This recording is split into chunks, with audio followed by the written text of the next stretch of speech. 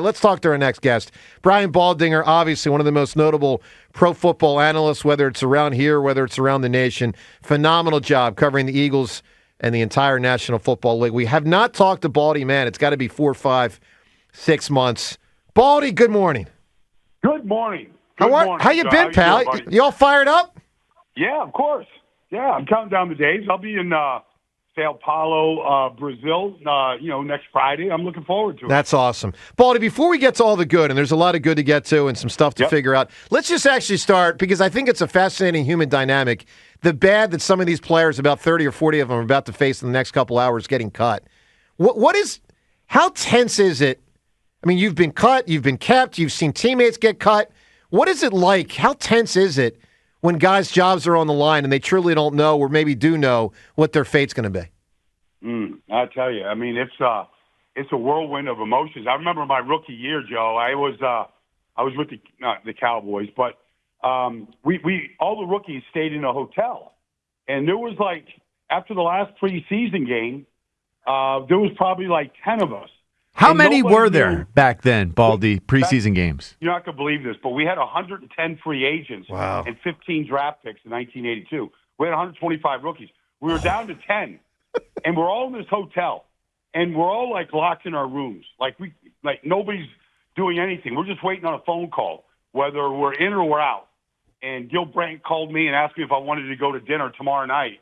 And I was like, "What's this all about?" He's like, "Well, because we're welcoming you to the team, Baldy, So, but it's tight, it's tense, and for some of these guys have been cut before, so they're second or third time around. But for the first time, it's a gut punch, and you're not really sure. You call your agent, you call your family, your wife, whatever it is, but you're not sure if it's over, or if you've done enough to maybe garner a chance someplace else. But it's a gut punch that you never forget. You see guys cry?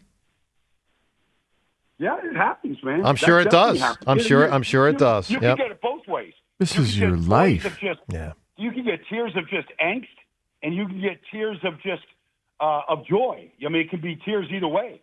Yeah, that's fascinating. All right, Baldy, let's get to this squad. As it's going to be shaped largely by the top, 30 or so players, but the main one is Jalen Hurts. All right. Big picture on Jalen. Obviously, they're trying to recreate some stuff, his 2022 magic, recreate this offense, be less predictable, the Kellen Moore thing. Are you a believer in Jalen long-term with the Eagles? Where do you stand on Jalen as he embarks on what will now be his 5th year in pro football? Yeah, I'm a fan. I mean, last year was the collapse was the collapse. It's not going to go away until they start playing this year. It was a terrible stink. He was a part of it. But I do think coaching matters. I do think the team around the quarterback matters. It's a better team today than it was in January in Tampa. It's a better team around him. And so I think the coaching matters. So they had no answers for blitzes last year. He was part of the problem. He was reading the rush too much. When teams like Tampa did blitz, they had no answer for it. I think Kellen Moore will definitely have an answer. I think the short sets, the quick throws, all that is in. I think it's going to help Jalen. Just knowing Jalen, I don't pretend to know him, deeply, but he's always wanted to be coached hard. And I think Doug Nussmeier and Kellen Moore have coached him hard this spring and summer. Baldy, how much different, how much better is that pass protection going to be? You talk about how it's just going to be a change. I expect it to be night and day compared to last year. I just wonder what you think that's going to look like. Well, I mean, first of all, you talk to Todd. Todd Bowles will, if I started writing down all the blitzes and pressures they did against the Eagles, I'd run out of paper, run out of pen, but it's going to be better. You're not going to get a better tandem of tackles than Mailata and Lane Johnson on the edges, but if they're bringing 4 to the weak side and you only have 3 blockers, somebody's coming free, you better have an answer for it. The protection should be better.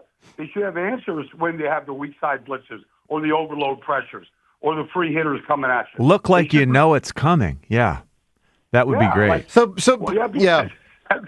That would help a whole lot. Yes, it would. Baldy, let's get to the head coach. So, all right, I hear you. You're a believer in Jalen. Are you as big a believer in Nick Sirianni as you are in Jalen Hurts? I am. And then here's why. I mean, first of all, there's no other team in this league that has started 8-0 and 10-0 in the last 2 years. Now, you could debate all you want down the stretch. There's nobody that's come close to starting off the way the Eagles are starting. You could say it's the schedule. That's fine. You could say it's Howie Roseman picking the guys who are that good. Howie's been amazing. Yeah. But 8-0 and 10-0 in the last 2 years to start the seasons. He's getting the team ready to play. I mean, you can argue a bunch of things and all the things that were written this all season about the relationship and that. The guy went out and fixed the coaching staff. They weren't being developed on the defensive line. He went out and got 2 better coordinators than they ever had last year. And so, I mean, I think he's helped do and that was Nick. Well, I think he had a lot to do with it. Mm-hmm. Baldy, so hold on. Why did one side of the football in this training camp? Why did one side of the football, the defense, practice starters in the preseason, and the other side, the offense, didn't practice starters in the preseason? I think they needed it. I mean, have you seen Nolan Smith play? I mean, he needs to play. Like, I haven't seen him make a play. I mean, have you? No. I mean, he's a first-round pick. I haven't seen him bust an egg out there. Like, he needs to play. Like, I haven't seen any development from him. Like, I'm not ripping on Nolan Smith, but, like, some of these guys got to play. I mean, Jalen Carter, did he play? I mean, a couple snaps. Bryce Huff, a couple snaps. I mean, the guys that have proven themselves that look like they're going to be good players, they were getting ready for week 1. But some of these guys have to play. How good is Bryce Huff? Well, I mean, Bryce Huff has been – I love Bryce. I mean, he is electric off the edge. He's got an amazing takeoff. He's never been a full-time player ever. And, Vic has been asked about it a bunch this preseason. He doesn't really have a firm answer about it. I mean, all I can say is we got to go wait and see. Green Bay will test him for sure. I mean, they're a big team that uses their tight ends. They like the running game. He's going to get tested in the run game. When he gets a chance on 3rd and 10 to come out to the quarterback, he shows up, and he did in New York. But, I mean, he has not been an every down player in his career. He's got to prove that he can do that. How concerned are you about the pass rush this season, the Eagles' pass rush getting home? I'm concerned. I'm generally, like, that's my biggest concern on the whole team is what their defensive line. They have been built around a 2-tier system where you dress and play 8 guys and you rotate them, and I'm concerned. I'm concerned about where the rush is going to come from. Brandon Graham said the guy's going to go down as an all-timer in Philadelphia Eagle. I don't know what he has left. I mean, I don't know what he has. I don't know if he knows. But you tell me what you're excited about. We have not seen anything from Jordan Davis in 2 years. Are we going to see a different Jordan Davis this year? Because I don't know. I mean, I want to see him stay on the field 5 plays. I haven't seen that yet. Yeah, they're going to need Jalen. They're going to need Jalen Carter to dominate because I agree with you, Baldy. I think up front they're a lot thinner than they normally are. I agree with that. I agree. There's no Chris Long coming off the bench on this roster right now. But yes, Jalen Carter. He's the perfectly constructed defensive tackle. Yeah, and he has the ability to be a top 5 defensive tackle in this whole business. It's really up to him, and I don't know how they use him. I want to see what kind of does he play 60% of the snaps, 70%? I mean, that'd be nice if he can, but it takes time for these guys to really become. I mean, it took a while for Dexter Lawrence to become Dexter Lawrence. Some of these guys, and I would say this to Jordan Davis because I talked to Dexter about this. Big men, 360 pounds, whatever. Like, it's a mental thing to me. If they can stay on the field and impact the game, then the crutch is that I'm tired, I'm winded, I need to get off the field. But I believe you got to fight through that. And it's not just going out and running wind sprints and gassers and saying you're in shape. Like, I'm sure he can do all those things. I'm positive he can. But it is a mental thing for a big guy to say, I'm going to change this game in the fourth quarter. And we have not yet seen that from him. Why does Vic Fangio seem to fit better as a defensive coordinator in Philadelphia than he did in Miami? Why do the players seem to buy in more to Vic Fangio's system here than they did in Miami? It was problematic there. They say they love the old school approach that he's showing them here. What gives with that? Some guys can handle that gruff attitude and the barking. Nobody was better, and nobody had a better taste of that than the great Jim Johnson here in Philadelphia. I mean, you can hear his bark from a mile away when you go out to practice. Sure. Some guys, they bark and people respond to it. Some people don't. Mm-hmm. So I hope they respond because, like, he wants this to be his final stop. Yeah. And he's got a lot to work with here. He's got to do it, though. So on the other side of the football, how much more are the Eagles going to hand it off to running backs this year than what we've become accustomed to the last few years? Well, I think there's a group of people in that organization that believe you have to throw the ball to win games and win Super Bowls.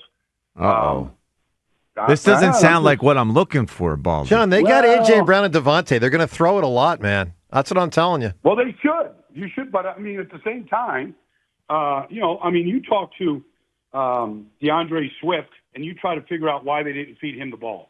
Like, why? Why they stopped giving it to him? He's a hell of a back. He's having a good offseason in Chicago. He's enjoying being there when I talk to him. But I don't know why they stopped giving it to him. But, especially with this offensive line. But there is a balance. Shane was awesome at being able to figure out that balance. And the quarterback ran the ball better than we've ever seen, including Randall Cunningham. He's better than any quarterback we've ever seen in Philadelphia.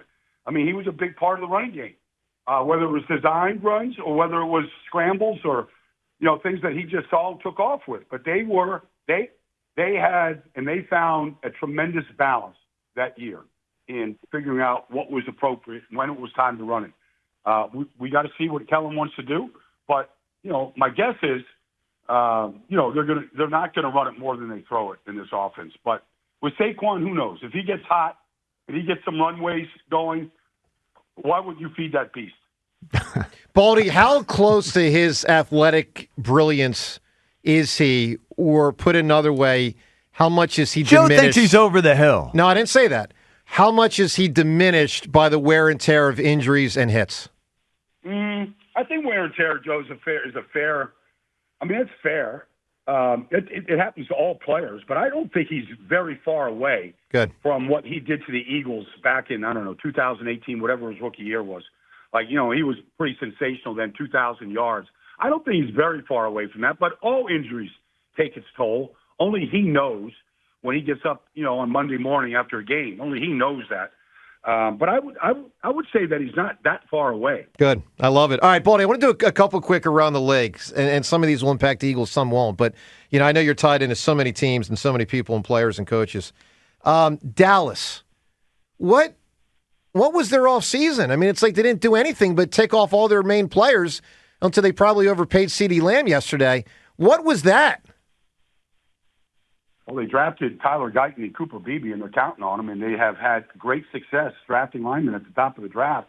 And if they replace Tyler Biotish and Tyron Smith, they're going to be a good offense. But I don't know. Like, they don't handle the cap, Joe, the way the Eagles do. Yeah. You can see all the money that flew out the door at NovaCare. You can't find it in Dallas. You can't even figure out who they pay. I mean, Stephon Gilmore isn't there. Micah Parsons is on a rookie contract. I mean, I can't figure out who they actually pay. You can say, okay, Trayvon Diggs, they gave him $100 million last year. But you look at their roster and you're like, okay, DeMarcus Lawrence at one time got a big contract. But who else? Like, okay, maybe Zach Martin.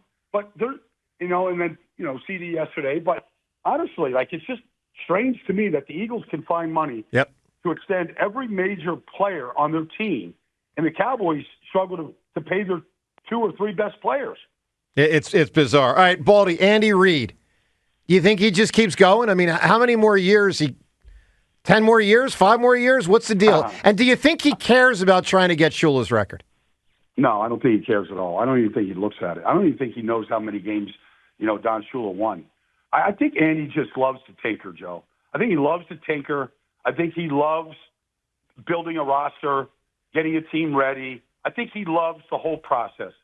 And honestly, like, I guess he could go out to Dana Point to his house in California and stay on the beach for a day maybe, but, like, he's got no other hobby. This is it. Like, you give that guy a roster and a Tuesday night and maybe some Haagen-Dazs, like, and he's good to go. Yeah, that's great. Baldy, go ahead, John. You want to talk about Andy what about Belichick, Baldy? Does he find his way back into pro football? Oh, I hope so. We're a better league with Bill Belichick coaching. I agree. It's only a matter of time. I totally agree. I agree with that. Baldy, he'll freshen up. He'll freshen up this year, but he'll be back next year. How good is this Packer opponent going to be in Brazil? Good question. Yep. I think they're very talented. They're very talented. I mean, we've never seen young receivers develop with a quarterback as quickly as they did a year ago. Nobody knew who Jaden Reed was or Dontavian Wicks or any of these guys, and they all developed together. The credit to the coach and to the organization. But they changed defensive coordinators this year. I mean, you come across the middle of the field now, Xavier McKinney, they're going to take the middle of the field away. This defensive coordinator knows what he's doing. It's a big upgrade over what Joe Barry was. I think they're going to be much better defensively, but that Jordan Love is, he's I think he's a very talented player. And I don't think he's going to have a sophomore slump or anything like it. This is a good team, and it's a well-coached team.